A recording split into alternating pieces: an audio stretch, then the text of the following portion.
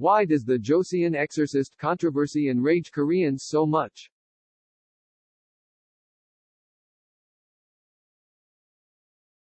If you are a K-drama watcher, you might have heard how Joseon Exorcist is in the middle of controversy, and how it got cancelled due to the enraged Korean public. From the outside, without knowing sufficient Korean to read news articles, it might look like some Koreans are overreacting again. And that's how most journalists in the English-speaking world portraying it to be, not necessarily because they have bad intentions, but because they don't read complicated Korean either.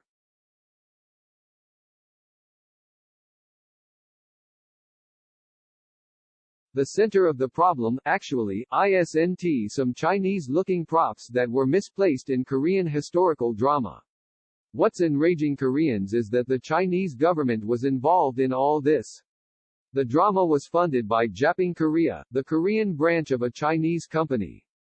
The director of the Korean branch, who is known in Korea as An Eun-ju, born in Harbin, has Chinese nationality and moved to Korea 10 years ago, is also the director of Renmin Ribao, Chinese Communist Party's official newspaper's Korean office.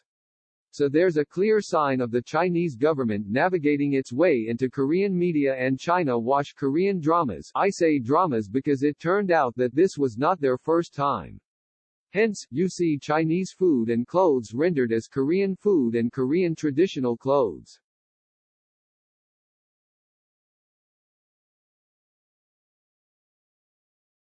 And this is exactly the point that upset Koreans. How their media is influenced by the Chinese Communist Party, and how that influence entails China washing Korean history. It annoys me so much to see that this huge chunk of details cut out of this news, and people here say that Koreans are being too sensitive over props and costumes.